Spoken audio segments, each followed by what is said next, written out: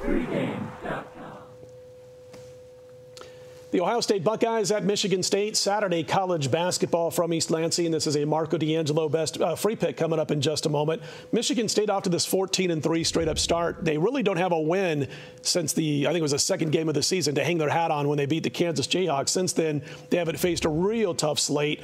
They got a couple of players, by the way, that were involved in a little hotel room fight or hotel lobby fight before they played Penn State, which was on Wednesday night. And that was Brandon Dawson and Adrian Payne, who both do contribute to this team, quite a bit. But it was no big deal according to Tom Izzo, so they're expected to play this game for Ohio State as we cut this video on Wednesday night. Double check to make sure. But Ohio State now comes in with that big win over Michigan, and now they've got to go on the road and play at East Lansing. Not an easy spot. No, absolutely not. I mean, that was a huge game for Ohio State, and if you watched that game, I think actually you were on that game, weren't you? I was on Ohio State, and the text started getting a little as the lead was getting blown. It was a 20-point lead. The next thing I know, it's tied. Well, I had another 20-point lead that same day in a different game when we were talking football. Oh, yeah. It was the day of blown leads, but at least that one held on for you. But Ohio State, it was a big win for Michigan, for them over Michigan. But I think, how much of that do you think on Sunday was Michigan being a little bit tight? Because they knew going in Sunday, if they win, they're the new #1 team. And it's been quite a while since Michigan, can hang their hat at, a #1 ranking. And I think they felt a little bit of pressure. They came out tight. Ohio State built up the big lead, and then once, Michigan got loose and got into the flow of the game, I mean, they came storming back. I know you didn't want to see another 5 minutes of gameplay in that one. So I'm not so impressed with the Ohio State win. But what I am looking at with this Michigan State, and let's get another, snot knocker reference.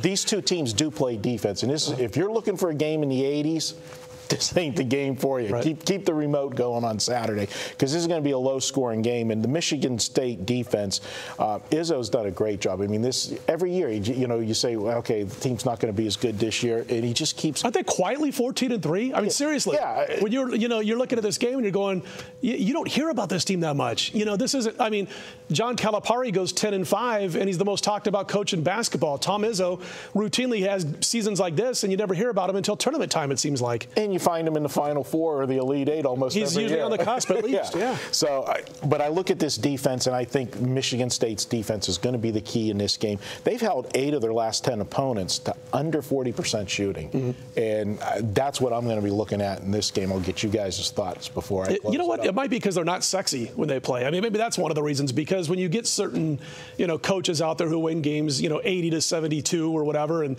they're slam dunking and everything else, the players, everybody likes that. When it's 58-54 and it's a defensive-minded snot knocker, as Marco said, then it's not as sexy, and so they don't get talked about or shown on SportsCenter as much. But, Brian, they got Deshaun Thomas going for the Buckeyes, averaging about 20-21 points per game. What I like about the Buckeyes this year is they've got 7 players, including Thomas, averaging between about 20 and 6 points per game. A lot of guys contributing for Ohio State, and that's allowed them to get over losing Sullinger for Thad Matta's bunch. But great defensive numbers for the Buckeyes also. The difference between Ohio State and their defensive numbers and a lot of other teams is it's not because they stink on the offensive end. It's because they play a seriously nasty brand of defense, as does Michigan State, not because they're holding the basketball for all but 3 or 4 seconds of the shot clock.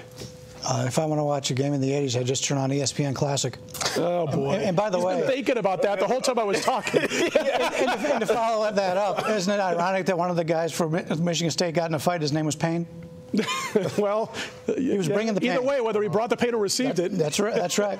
But turn him off. I don't have anything to say about the basketball game. But in reality, in Michigan State is one of those teams at this time of the year you can make money on, because they look so bad every single year. They look so bad early in the season until they start to gel, and then you get a team that's playing very well. And right now 11-0 straight up at home. Ohio State's gone on the road, played 2 quality teams. Duke and Illinois lost both those games. They are off that big win, as we pointed out, knocking off Michigan. But this game screams Michigan State to me, and also screams under, because you got 2 teams. What do they do best? They play defense and they rebound. He never hears that. I missed that one. I wasn't paying attention. Marco, Michigan State's looking for their first really big win again since early November when they beat Kansas, which was right after they got beat by UConn. I think the game was played in Germany, the game against UConn. It was on an Air Force base. But anyway, they beat Kansas second time out. Now they got a chance for that second big win of the season. This one is your free pick.